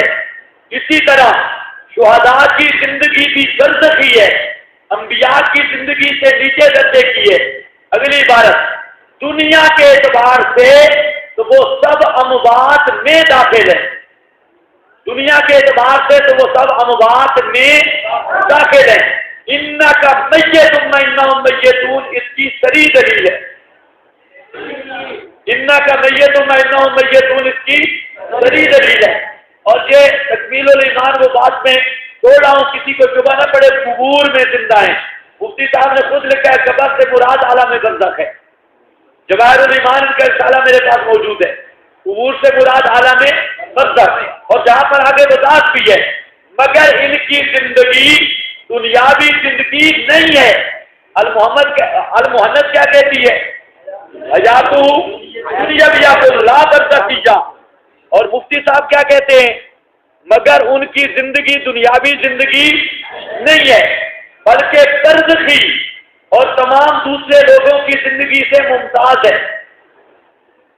برزخی اور تمام دوسرے لوگوں کی زندگی سے اسی طرح شہداء کی زندگی بھی برزخی ہے اور انبیاء کی زندگی سے نیچے درجے کی ہے ایک، اور زبردست ایٹم بم۔ فرماتے ہیں دنیا کے اعتبار سے تو وہ سب اموات میں داخل ہے۔ کس میں داخل ہے؟ اموات غیرو اموات میں داخل ہے۔ اور دلیل کیا ہے؟ انا کا میت، کہتے ہیں انا کا میت پیش کرتے ہیں۔ کسی نے اس کا یہ معنی کیا ہے یہ ابا جی کر رہے ہیں، بابا جی کر رہے ہیں۔ مانو مفتی کفایت اللہ صاحب، اور عبارت سنو مفتی صاحب کی، یہ صفحہ 80 کی ہے اور دوسری عبارت ہے صفحہ 88 کی۔ 88 المحنت ذہن میں ہے؟ المحنت اگر معیار ایمان ہے تو مفتی صاحب کا ایمان بھی گیا۔ المحنت بولتی ہے دنیا بھی ہے برزخی نہیں، مفتی صاحب کہتے ہیں دنیاوی نہیں برزخی ہے۔ بالکل المحنت کی نفس کی خلاف ورزی، صریح نفس المحنت کی، وہ دنیا بھی ہے تو لا برزخیہ۔ اور اگر المحنت معیار اہل سنت ہے، مفتی صاحب اہل سنت نہیں، معیار دیوبندیت ہے، مفتی صاحب دیوبندی نہیں۔ اتنے بے حیا ہیں، ان سے پوچھو المحنت کو ڈالتے ہو، الٹا کہتے ہیں اشاعت التوحید والے بزرگوں کو نہیں مانتے۔ خدا کی قسم المحنت کو میں اس لیے نہیں مانتا، اگر المحنت کو مانوں تو دنیا میں ایک بھی مسلمان نہیں رہتا۔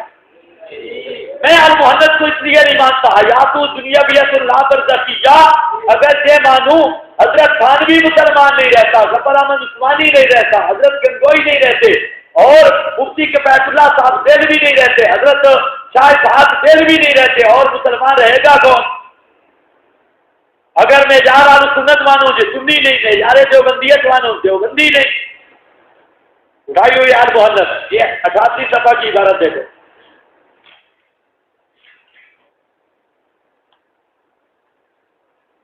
فرماتے ہیں ہاں انبیاء کو حضرت حق تعالی نے ایک مخصوص اور ممتاز حیات عطا فرمائی ہے، ایک مخصوص اور ممتاز حیات عطا فرمائی ہے جو شہداء کی حیات سے ممتاز ہے، اور شہداء کو ایک حیات عطا فرمائی جو اولیاء کی حیات سے امتیاز رکھتی ہے۔ اگلی عبارت، مگر یہ زندگیاں دنیا کی زندگی سے علیحدہ ہیں، مگر یہ زندگیاں دنیا کی زندگی سے علیحدہ ہیں، کیونکہ دنیا کی زندگی کے لوازم ان میں پائے نہیں جاتے، دنیا کی زندگی کے لوازم ان میں پائے نہیں جاتے۔ یہ زندگیاں دنیا کی زندگی سے علیحدہ زندگیاں ہیں، دنیا والے لوازم بھی ان میں نہیں۔ او بزرگوں، یہ دوسری عبارت ہے صفحہ نمبر 88 کی۔ کیا کہہ رہے ہیں؟ حیات دنیا بھی ہے یا دنیا بھی کا انکار کر رہے ہیں؟ دنیا بھی ہے ہی نہیں۔ دوسری حیات ہے المحنت کہتی ہے جو دنیا بھی ہے برزخی نہیں، مفتی صاحب کہتے ہیں دنیا بھی نہیں برزخی ہے۔ اب المحنت پر فٹ کرو، اگر معیار ایمان ہے تو بولو جان بوجھ کے میں بلوا رہا ہوں، بولو معیار ایمان ہے تو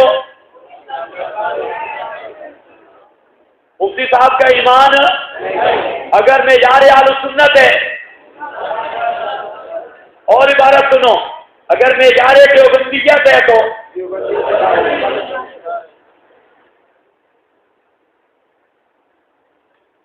کہتے ہیں باقی یہ بات کہ حیات کی حقیقت کیا ہے یہ حضرت حق کو ہی معلوم ہے، وہ حیات حضور انور پر میت کے اطلاق کے منافی نہیں. اور ایٹم بم وہ حیات حضور اکرم صلی اللہ علیہ وسلم پر میت کے اطلاق کے منافی نہیں، میت کے اطلاق کے منافی نہیں. یعنی حیات ایسی ہے کہ میت بھی کہہ سکتے ہیں، میت بھی، اور یہ کہتے ہیں میت کے بے ادبی ہوگی، گستاخی ہوگی. کہتے ہیں حیات ایسی ہے جو اطلاق میت کے منافی نہیں. اللہ تعالیٰ نے خود قرآن میں حضور کو خطاب کر کے فرمایا انا کا میت میتون. دوسری جگہ پر فرمایا آپا ان ماتا ہو کو تیلا. حضرت ابو بکر صدیق رضی اللہ تعالیٰ عنہ نے حضور کی وفات کے بعد مجمع صحابہ کو خطاب کر کے فرمایا من کان منکم یعبد محمدا فإن محمدا قد مات. آج کل کیا کہتے ہیں، مماتی خطبہ پڑھتے ہیں صدیق اکبر کا، اور یہ تو حیات کی دلیل ہے، موت کی نہیں. یہ سرخیل علماء دیوبند کا اور دہلی کے امام اعظم اور دہلی کے امام الہند مفتی کفایت اللہ صاحب دہلوی، وہ لکھتا ہے کہ ایک تو وہ حیات برزخی ہے دنیاوی نہیں، دوسرا وہ دنیاوی احکام میں اموات ہیں، اور خود حضور پاک صلی اللہ علیہ وسلم کی حیات جو ہے وہ بھی میت کا لفظ بولنے کے منافی نہیں. میت کا اطلاق بھی ہوتا ہے، میت کوئی ہوتا ہے جس میں روح ہو، روح کا تعلق ہے تصرف ہو. کہتے حیات ایسی ہے جو میت کے منافی نہیں ہے، یعنی جو موت کے معنی کے منافی نہیں. موت کا معنی بتایا نا انفکاک والا، تو میں نے بتایا کہ برزخی حیات اور موت جمع ہوتی ہے. برزخی حیات کا معنی ہے کہ روح جسم میں نہیں اور تعلق کے تصرف بھی نہیں، اور موت کا معنی بھی روح جسم میں نہیں. انفکاک اور روح انل یہ پوری سمجھائی ہوئی ہے، لیکن آپ کے چہرے لگتے ہیں پتہ نہیں بھول گئی. پہلی ساری باتیں لے آؤ، یہ تمہیں صرف آپ کو عنوان دینا چاہتا ہوں. پہلے سے شمار باتیں آ چکی ہیں، اب ذرا سمجھو. ہم کہتے ہیں اب بتاؤ. اچھا پھر کہتے ہیں جنہوں نے لکھا ہے تعبیر المسلمین، اس طرح کے رسالوں میں صاف لکھا ہے. کہتے کیا ہیں کہ صدیق اکبر سے جس مماتی موت پر استدلال کرتے ہیں، حالانکہ یہ حیات کی دلیل ہے. حالانکہ یہ کس کی دلیل ہے؟ حیات کی. یہ بکواس کرتے ہیں. تو مفتی کفایت اللہ صاحب کس لیے پیش کر رہے ہیں،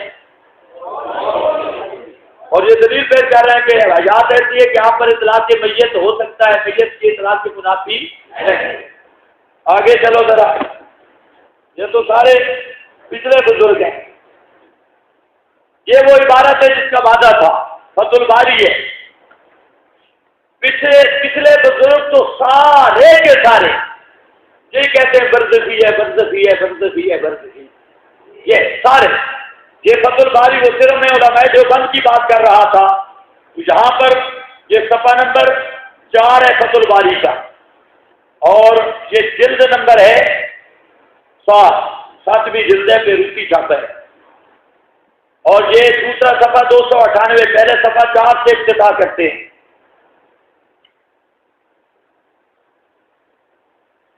یہ وہ جو ایمان صحابہ پر گفتگو ہوئی تھی، وہاں پر میں نے فتح الباری کا حوالہ دیا تھا صحابی کی تعریف پر. یہ وہی بات ہے.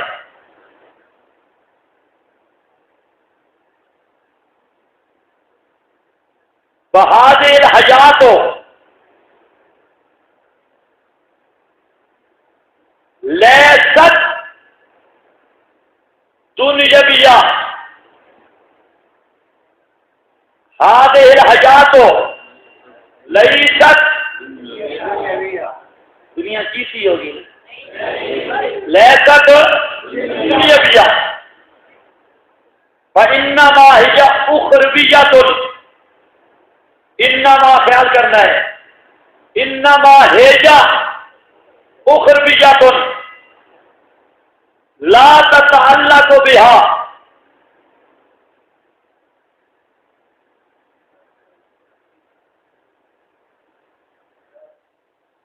لا تتعلق بها احکام الدنیا، اس میں دنیاوی احکام ہی نہیں. بہادر حیات لیست دنیاویہ، تم یہ حیات دنیاوی نہیں. فإننا یا اخربیۃ، یا یاد کون سی ہے؟ اخربی۔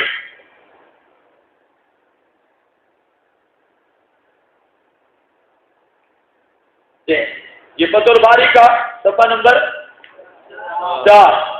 اب المہند اگر معیار ہے نا ایمان کا، ابن حجر بھی کیا، اگر معیار ہے اہل سنت کا تو ابن حجر سنی نہیں ہے، یہ بھی اہل سنت سے خارج۔ اور یہ صفحہ نمبر 298 اس میں بھی جہاں پر صاف آ رہا ہے، جہاں پر ایک بات کی ہے، فرماتے ہیں کہ آپ صلی اللہ علیہ وسلم نے قبرستان کی زیارت کی اور کل مودع للاحجاب الاموات، آپ نے ایسی دعا مانگی جیسے مردوں کو بھی الوداع کہنے والے ہیں اور زندوں کو بھی الوداع کہنے والے کی حدیث ہے۔ مردوں کو بھی الوداع کہنے والے ہیں اور زندوں کو بھی الوداع کہنے والے ہیں۔ اب یہاں پر اشکال ہوا، زندوں کو تو الوداع کہنا سمجھ آتا ہے، تو مردوں میں تو آپ جا رہے ہیں، مردوں کو الوداع کیسے کر رہے ہیں؟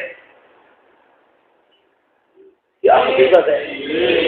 کل مودع للاحجاب الاموات، آپ نے ایسی دعا کی جیسے زندہ کو بھی الوداع کیا جاتا ہے اور مردوں کو بھی الوداع۔ اس پر ابن حجر نے، امام ابن حجر نے سوال کیا کہ یہ تو سمجھ آتا ہے آپ زندوں کو الوداع کر کے جا رہے ہیں سفر آخرت پر، لیکن جب موت آئے گی تو مردوں کو الوداع کیسے کریں گے؟ مردوں کے اندر تو جائیں گے، الوداع کیسے ہوگا؟ اس پر بات کرتے ہیں، کہتے ہیں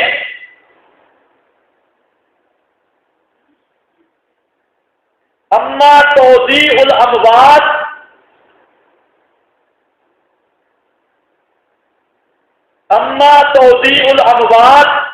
فیحتمل ان یکون الصحابی اراد بذلک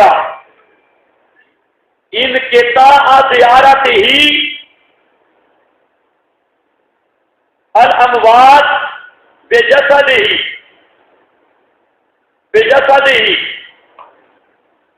سبحان اللہ۔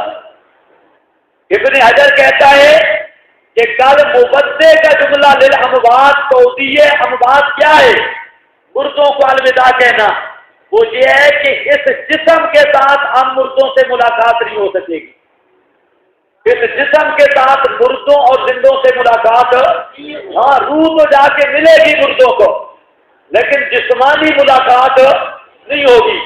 یہ پیچھے وہ مفتی محمد ضرب مومن والا قصاب، اس نے ضرب مومن میں یہ عنوان دیا، کہتا ہے حضرت تھانوی نے تو کہا ہے روحانی ملاقات ہوتی ہے، لیکن صاحب نصوص سے پتہ چلتا ہے کہ مردوں کے جسم بھی ملتے ہیں ہمارے بادشی گدا جہان کا۔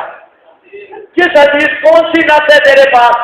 وہ نس ذرا سامنے تو کر، حدیثیں تو ارواح کی ملاقات ثابت کرتی ہے۔ ہوتا ہے جیسے دوسرے بندوں پر موت آتی ہے، نبی پر بھی اسی طرح موت آتی ہے، جیسے دوسرے بندے فانی ہیں، نبی بھی اسی طرح فانی۔ یہ طرح والا معنی ذہن میں رکھنا۔ یہ صفحہ نمبر تفسیر ماجدی کا 924۔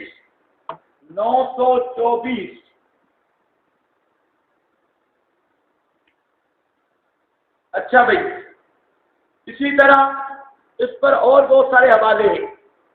انا کا میت،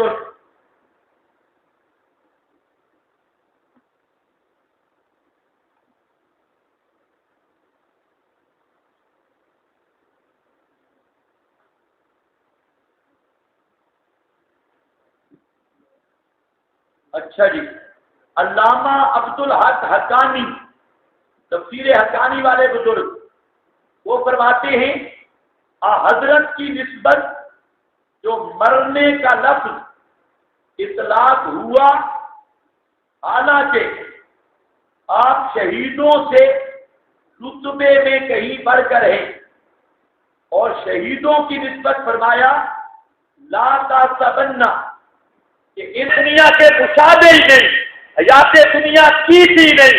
اب یہ ابن حجر ہے، صفحہ 297 اور جلد نمبر 7 فتح الباری۔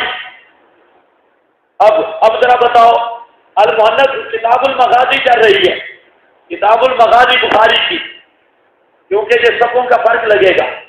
کتاب المغازی دیکھ لینا، یہی روایت کل مودع للاحجاب الاموات اس کے ساتھ۔ اب بزرگوں توجہ فرماؤ، المحنت اگر معیار ایمان ابن حجر کا ایمان رہے گا، اگر معیار اہل سنت ابن حجر سنی رہے گا، الٹا میں کہتے ہیں بزرگوں کو نہیں مانتے، اور ظالموں ہم تو بزرگوں کے ایمان کے پر پہرا دے رہے ہیں۔ تم نے المحنت کو معیار ایمان بنا کر تمام اکابر پہ فتوے جڑے، اور ایک بھی مسلمان نہیں رہتا۔ اب وقت نہیں، انشاءاللہ یہ آپ کو مکمل دوسری جلد میں پوری تفصیل سے بات کی ہے۔ اچھا، یہ کتاب ہے کچھ دیر غیر مقلدین کے ساتھ۔ ایک بزرگ ہے ابن الحسن عباسی، دوسرا ابو بکر غازی، اور اس کتاب کا جو ابتدائیہ لکھا ہے وہ شیخ الحدیث حضرت مولانا سلیم اللہ خان سے۔ اب بھی جو نہ مانے دیوبندی تو نہیں ہو سکتا۔ شیخ الحدیث مولانا سلیم اللہ خان سے جانتے ہو کہ نہیں جانتے؟ وہ تمیم جامعہ فاروقیہ کراچی، صدر وفاق المدارس عربیہ۔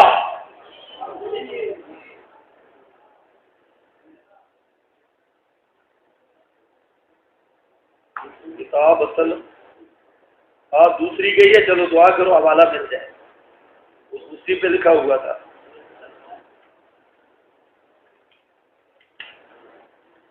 ساتھ کتابیں اٹھانے والے ہیں نا، یہ اصل جانتے الف بے بھی نہیں۔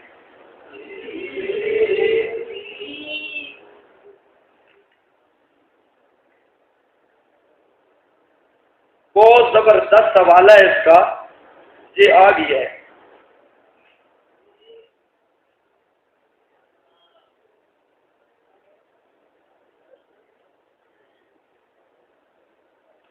دیکھو جی، آ گئی ہے، یہ صفحہ نمبر ہے 248۔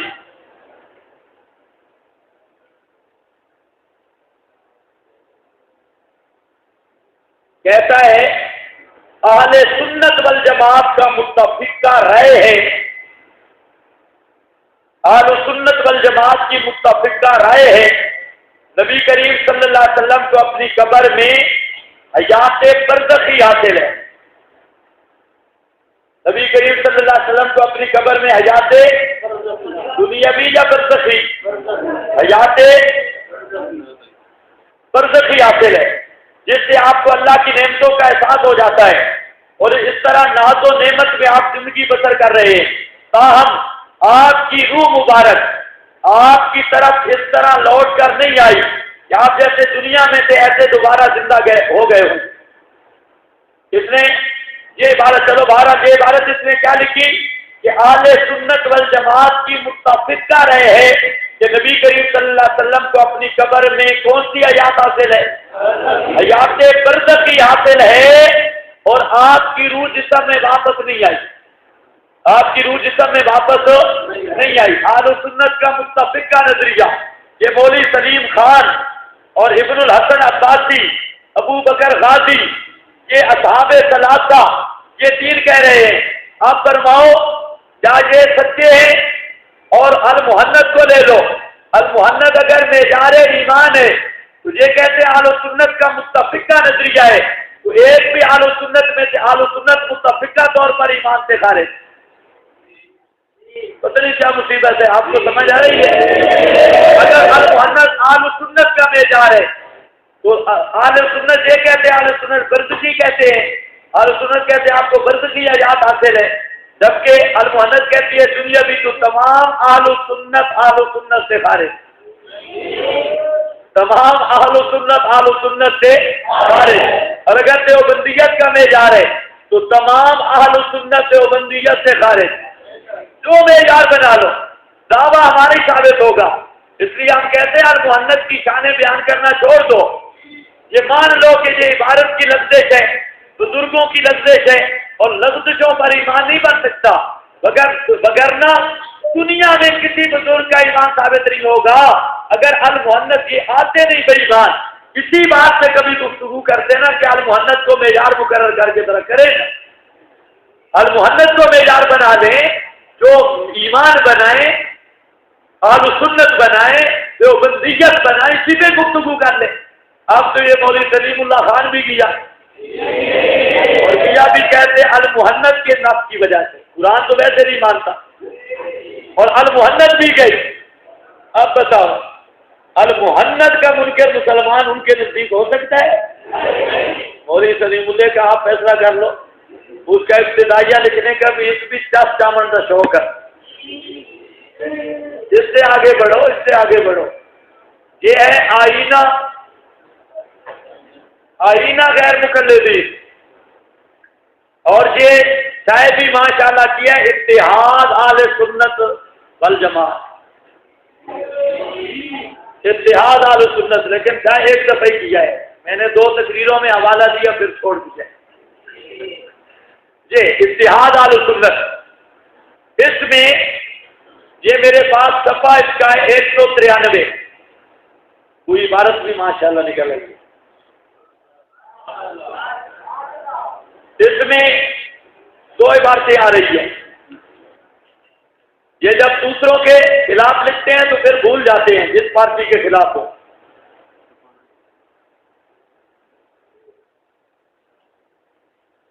193 بتایا۔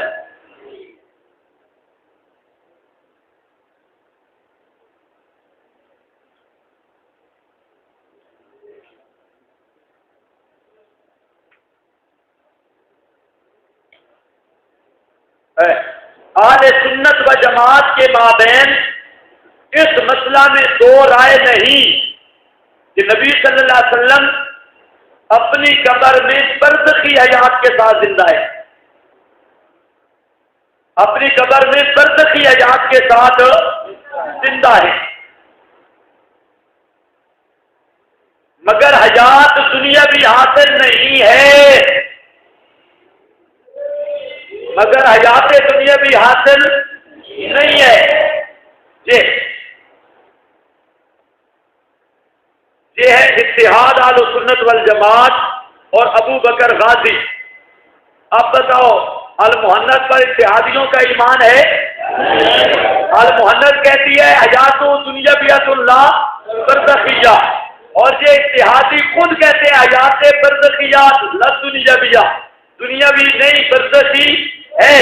اب اگر المحنت معیار ایمان کا ہے تو سب سے بڑے مرتد اتحادی، اگر المحنت معیار اہل سنت کا ہے سب سے بڑے بدعتی اتحادی، اور اگر المحنت معیار دیوبندیت کا ہے سب سے زیادہ بے ایمان خارج دیوبندیت یہی اتحادی۔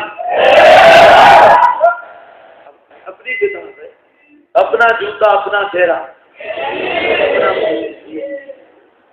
یہ آئینہ غیر مقلدی ہے، اس کی انشاءاللہ میں پھر اتباع النبی کے مسئلے پہ بھی زیارت کرواتا ہوں۔ اچھا جی، اور چلو کہاں تک چلو گے؟ یہ فتاوی عثمانی ہے، اور یہ ہے حضرت مفتی تقی صاحب کا، مفتی محمد تقی زندہ ہے، ان کو کہو زندگی میں رجوع کر جاؤ، مماتی بن کے نہ فوت ہو، کیا پتا سارے بزرگوں سے کٹ رہ جائے گا۔ تو یہ فتاوی عثمانی، اس کے کچھ حوالے انشاءاللہ آئیں گے رات کو، جہاں پر صرف میں آپ کو حوالہ حیات النبی کے متعلق بتاتا ہوں۔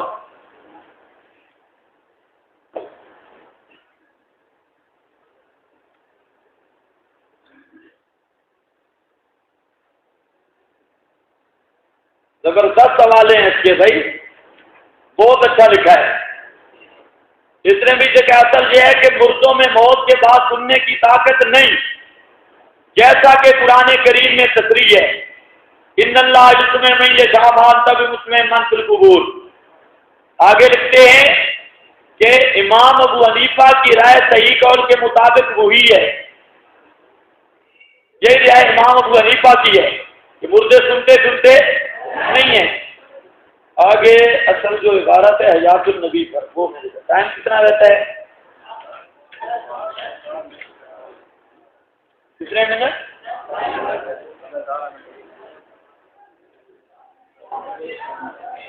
ایک بولی بولو، ایک۔ یہ صفحہ نمبر اس کا ہے 70۔ مفتی محمد تقی عثمانی صاحب فرماتے ہیں انبیاء کرام سمیت تمام مخلوقات کو موت آتی ہے، ایک البتہ موت کے بعد ہر انسان کو برزخی زندگی سے واسطہ پڑتا ہے۔ کیا سمجھے ہو؟ موت کے بعد ہر انسان، نبی غیر نبی، ہر انسان کو برزخی زندگی سے واسطہ پڑتا ہے۔ تو سمجھ آئیے بات؟ جی آگے لمبی باتیں ہیں، ہمارا مقصد یہاں پر کیا ہے کہ کون سی زندگی ہے؟ مفتی تقی صاحب بھی کیا کہتے ہیں؟ کون سی زندگی ہے؟ برزخی زندگی۔ مفتی صاحب کہہ رہے ہیں برزخی۔ آگے ایک بات کہہ رہے ہیں، نئی بات۔ برزخی زندگی کا مطلب صرف یہ ہے کہ انسان کی روح کا اس کے جسم کے ساتھ کسی قدر تعلق رہتا ہے۔ یہ تعلق عام انسانوں میں بھی ہوتا ہے مگر اتنا کم کہ اس کے اثرات محسوس نہیں ہوتے، اور آگے عام انسانوں کے مقابلے شہداء کا زیادہ، انبیاء کا درجہ شہداء سے بھی بلند وہ تعلق۔ لیکن صاحب کہتا ہے کہ یہ تعلق غیر معلوم کیف اس تعلق کی بات میں کر چکا ہوں۔ آگے چلتے چلتے یہ مگر یہ حیات اس طرح کی نہیں جیسی انہیں موت سے پہلے تھی، مگر یہ حیات اس طرح کی نہیں جیسی موت سے پہلے تھی۔ تو ہمارا اس مقام پہ استدلال یہ ہے، اگر وقت ہوا تعلق غیر معلوم الکیف کی بات سمجھا بھی چکا ہوں، پھر بھی کروں گا، ہم تعلق غیر معلوم الکیف کے کوئی منکر نہیں۔ تو سمجھ آئیے بات، کوئی منکر نہیں، صاف مسئلہ ہے۔ تو بعض لوگ یہ عبارت جب پیش کریں گے وہ کہیں گے تعلق لکھا ہے، اور صاحب کے ہم ایسے تعلق کے کوئی منکر نہیں۔ تو تعلق غیر معلوم الکیف ہے، تعلق کے تصرف کے اعادہ روح فی الجسد منصرف، اس کے منکر ہے۔ یہاں پر مفتی تقی کہتا ہے حیات برزخی، المحنت کہتی ہے حیات دنیاوی لا برزخی۔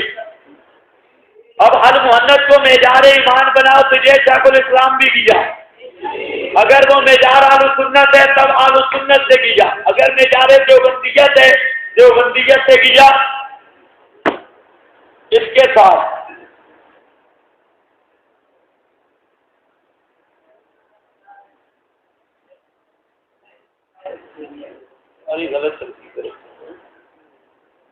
یہ ہے امام ذاتی رحمت اللہ تعالی علیہ۔ کون امام ذاتی جانتے ہو؟ جس کے بارے میں مولوی سرفراز صاحب بھی کہتا ہے کہ امام ذاتی جس حدیث کو صحیح کہہ دے اسے غلط کوئی نہیں کہہ سکتا۔ وہ استقرار تام رکھنے والا صحابی، اہل سنت کا امام۔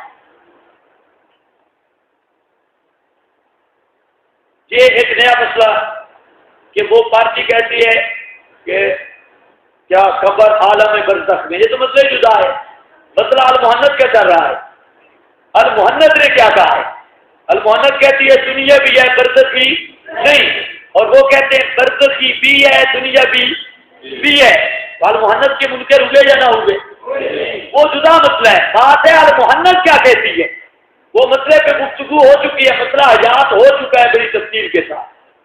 مسئلہ حیات میں نہیں بیان کر رہا، کسی کو غلط فہمی ہو، جو نئے ساتھی وہ سمجھ رہے ہیں کہ مسئلہ حیات بیان ہو رہا ہے۔ مسئلہ حیات بڑی تفصیل سے ہو چکا ہے، میں صرف المحنت کو بیان کر رہا ہوں۔ جب المحنت کہتی ہے دنیا بھی ہے برزخی نہیں، اور وہ کہتے ہیں دنیا بھی ہے برزخی، ہم کہتے ہیں المحنت کے منکر ہوئے یا نہ ہوئے؟ بس بات اتنی ہے۔ جب کہیں گے اس اعتبار سے برزخی، اس اعتبار سے دنیا بھی، لیکن المحنت کہے گی دنیا بھی ہے تم لا برزخیہ، تم دنیا بھی ہے برزخی ہے ہی نہیں، پھر کیا مسئلہ ہوگا؟ آب حیات کہے گی مستمرہ ہے، تو دستور سابقہ ہے، اس میں موت سے فنائی نہیں ہوئی، وہ تو ابھی بہت سارا ٹائم باقی ہے نا، ابھی تو ہم نہیں چلے کہ کما حقہ کہوں مولانا محمد قاسم نانوتوی وہاں بھی نہیں گئے۔ ابھی تو سیوطی پہ آنا ہے، سیوطی کا کیا نظریہ ہے؟ المحنت کہتی ہے تو بڑے چکر کاٹنے ہیں، ابھی تک تو ایک ہی بات پہ ہم بیٹھے حیات دنیاویۃ اللہ برزخیہ، اکابر کہتے ہیں حیات برزخیہ ہے دنیاویہ نہیں، المحنت کہتی ہے حیات دنیاویہ ہے برزخیہ نہیں۔ سوال ہے انکار المحنت پر جو فتویٰ ہوگا تو کوئی ایک بزرگ بچا کے دیکھو، یہ باتیں کر رہی ہے، خلط مدد کرنے کی ضرورت نہیں۔ سید اعلام النبلا پہلے آپ نے فقط 2 گھنٹے کے قریب ضائع کر دیا، اس وقت چودھریوں سے وضو نہیں ہوتا اور استنجے مکمل نہیں ہوتے۔ آپ کو میں نے بتایا کہ جمعے کے بعد سبق ہوگا، پھر کمروں میں سونے کا کیا مطلب ہے؟ جب زور کے بعد سبق، اب آپ نے پوری ترتیب بھی غلط بنا دی، اور یہ المحنت کی بات ادھوری ہے، کوئی پوری نہیں، بس میں نے کہا چلو پڑھ دیتے ہیں، لیکن جو ترتیب ہے ساری ترتیب بھی الٹ، وقت بھی کوئی نہیں۔ جب آپ کو بتایا جمعے کے بعد سبق ہوگا، پھر کمروں میں سونے کا کیا مطلب ہے؟ اس کا مطلب ہے آپ خود ضائع کرتے ہیں ٹائم بھی، وقت بھی۔ صفحہ 161 ہے سیر اعلام النبلاء کا، وقت دیکھتے رہو، 10 منٹ پہلے چھٹی کرنے ہیں، وہ تو نہیں گئے؟ اچھا کوئی نہیں مسئلہ، کوئی نہیں مسئلہ۔ یہ سید اعلام النبلاء جلد اس کی نامی ہے، نامی جلد، اور صفحہ نمبر اس کا 160 اور 161 دونوں صفحوں پر ہے۔ اس پہ بات لمبی چل رہی ہے، یا اس کو بعد میں کریں؟ صرف ایک حوالہ لکھ لو،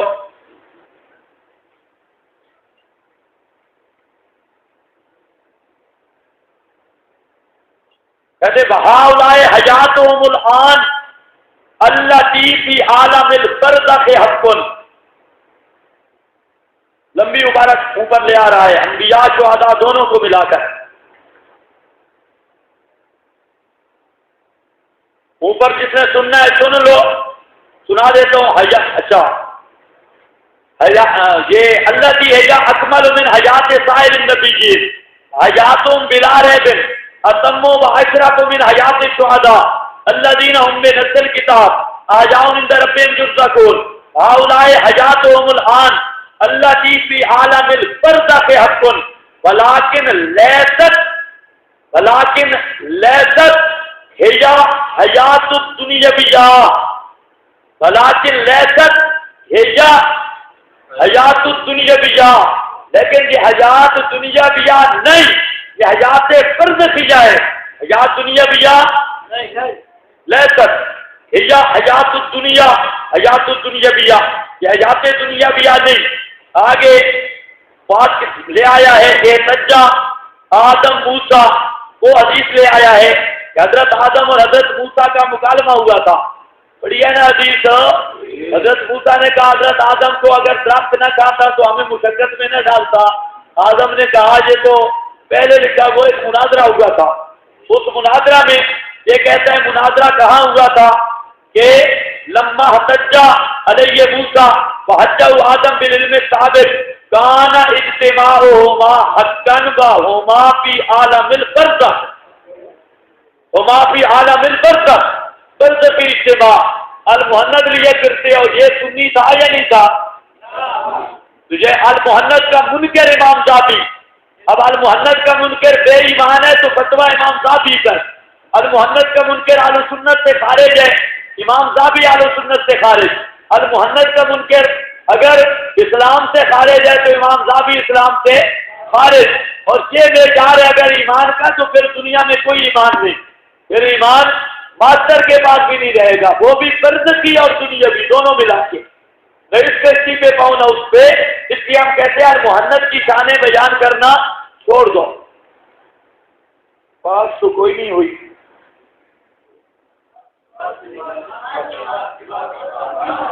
آج کے بعد تو پھر تراویح کا ٹائم ہوگا، ابھی مسئلہ سما بھی رہتا ہے، اور وہ مسئلہ سما تو 4 دنوں کا مسئلہ ہے، یہ بھی مسئلہ ہے۔ اچھا چلو ٹھیک ہے، اب تو کرو نا افطاری، نماز کے بعد نہیں، پھر انشاءاللہ آج تراوی کس وقت آپ کی مسجد میں ختم ہوتی ہے تراوی؟ آج میں بھی شاید ادھر پڑھ لوں، بلکہ ادھر بھی کوئی مسئلہ نہیں، اب تو منزلیں ہر طرف ختم ہو چکی ہیں تو کوئی مسئلہ نہیں ہے، تو 10 بجے ختم ہو جائے گی نا؟ چلو آج 10 بجے سبق شروع کریں۔